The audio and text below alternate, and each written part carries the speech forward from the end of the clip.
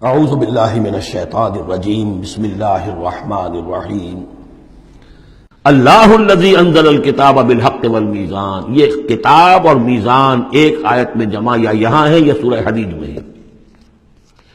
سورہ حدید کی آیت نمبر 25 لقد ارسلنا رسلنا بالبینات وانزلنا معهم الکتاب والمیزان لیقوم الناس بالقسط. یا یہاں ہے اللہ ہی ہے جس نے اتاری ہے کتاب بھی حق کے ساتھ اور میزان. میزان وہ نظام ہے دین حق کا.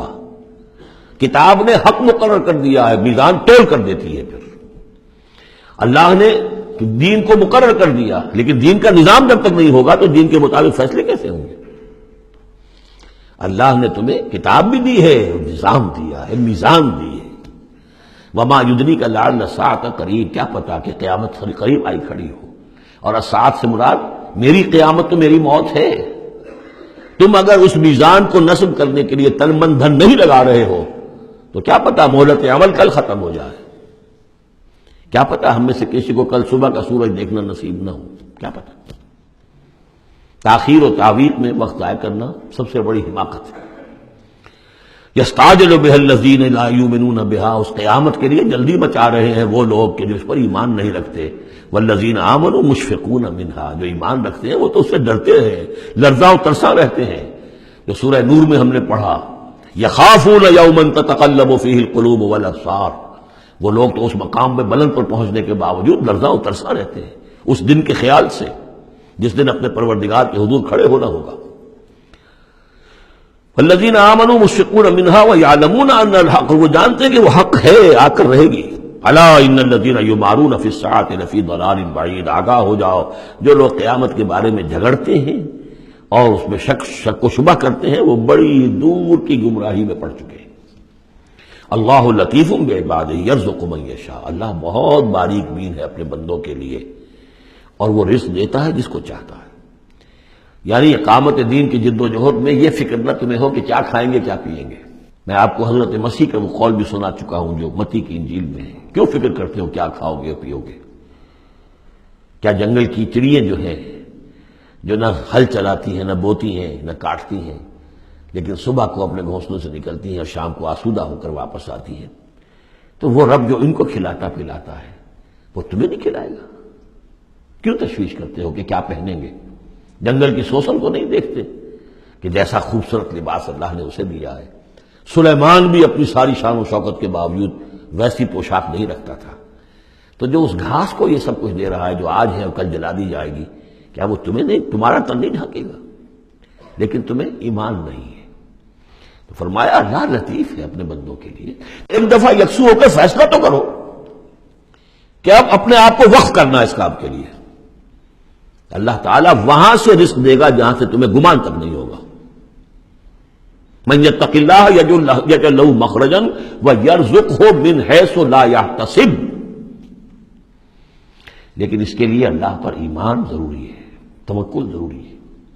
ہاں تھوڑا سا اللہ تعالیٰ امتحان بھی لے لیتا ہے، سختیاں بھی آ جاتی ہیں. امتحان پھر آدمی ثابت کر دے کہ میں تو یکسو ہوں، اے اللہ میں نے فیصلہ کر لیا، اللہ پھر راستے کھول دیتا ہے. وَهُوَ الْقَوِيُّ الْعَزِيزُ، وہ تو بہت قوی ہے، زبردست ہے. اب یہ جو مضمون آگے آ رہا ہے یہ وہ ہے جس کی کلائمیکس ہم پڑھ چکے ہیں سورہ بنی اسرائیل میں. مَنْ كَانَ يُرِيدُ الْعَاجِلَةَ عَجَّلْنَا لَهُ فِيهَا مَا نَشَاءُ لِمَنْ نُرِيدُ. یہاں وہی مضمون مختصر آ رہا ہے. مَنْ كَانَ يُرِيدُ حَرْثَ الْآخِرَةِ نَزِدْ لَهُ فِي حَرْثِهِ، جو شخص کے طالب بن گیا ہو آخرت کی کھیتی کا، ہم اس کی کھیتی میں اضافہ کرتے رہتے ہیں، بڑھوتری ہوتی رہتی ہے. وَمَنْ كَانَ يُرِيدُ حَرْثَ الدُّنْيَا، اور جو بن گیا ہے دنیا ہی کی کھیتی کا طالب، نُؤْتِهِ مِنْهَا، ہم اس میں سے اسے کچھ دے دیتے ہیں.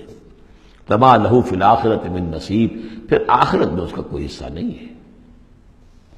أَمْ لَهُمْ شُرَكَاءُ شَرَعُوا لَهُم مِّنَ الدِّينِ مَا لَمْ يَأْذَن بِهِ اللَّهُ. یہ شرک کے معاملے میں یہ مضمون بہت اہم ہے.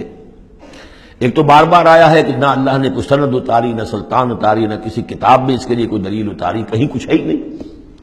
لیکن یہ بات جو ہے یہ منفرد ہے یہ سورہ مبارکہ اس بات میں. کیا ان کے کوئی ایسے شرکاء بھی ہیں کہ جنہوں نے انہیں کوئی دین دیا ہو، کوئی قانون دیا ہو، کوئی نظام دیا ہو؟ لات عزا منات ہبل، کوئی انہوں نے تمہیں کتاب دی ہے، کوئی شریعت دی ہے، کوئی نظام دیا؟ ام لہم شرکاء شرعوا لہم من الدین ما لم یاذن بہ اللہ، جس کے کہ اللہ نے اذن نہ دیا ہو، حکم نہ دیا ہو۔ اگر تو واقعی کوئی الہ ہے، کوئی واقعی ہے، تو اسے دینا چاہیے۔ یہ نظام ہے تمہارے لیے، نظام کے بغیر کیسے الہ ہو گیا؟ ام لہم شرکاء، کیا ان کے کوئی ایسے شرکاء ہیں شرعوا لہم من الدین کہ انہوں نے دین میں کوئی شے ان کے لیے ایسی طے کر دی ہو کہ ما لم یاذن بہ اللہ، جس کے لیے حکم نہیں دیا اللہ نے۔ ولولا کلمۃ الفصل لقضی بینہم، اور اگر ایک فیصلے کی بات جو ہے وہ پہلے سے طے نہ ہو چکی ہوتی، ان کے درمیان فیصلے کر دیے جاتے۔ وان الظالمین لہم عذاب علیم، اور ظالموں کے لیے تو بہت دردناک عذاب ہے۔ تری الظالمین مشفقین مما کسبوا، اب قیامت کا نقشہ کھینچا جا رہا ہے۔ تم دیکھو گے ان ظالموں کو، مشرکوں کو، کافروں کو کہ ڈر رہے ہوں گے، کانپ رہے ہوں گے اپنے کرتوتوں کے تصور سے۔ مما کسبوا، اور اس سے تو پتا ہوگا، بل الانسان علی نفسہ بصیرہ، انسان کو تو معلوم ہے، اپنی کیفیت تو معلوم ہے اسے، تو لرزاں و ترساں ہوں گے۔ وَهُوَ وَاقِعٌ بِهِمْ، اور وہ ان کے اوپر پڑنے والا ہوگا۔ اب جو بھی انہوں نے کمایا ہے وہ گویا کہ اب ان کے سروں پر گرنے والا ہوگا۔ والذین آمنوا وعملوا الصالحات، اور اس کے برعکس وہ لوگ جو ایمان لائے تھے، جنہوں نے ایمان کے تقاضے پورے کیے، عمل صالح کا حق ادا کیا، فی روضات الجنات، وہ جنتوں کے باغات میں ہوں گے۔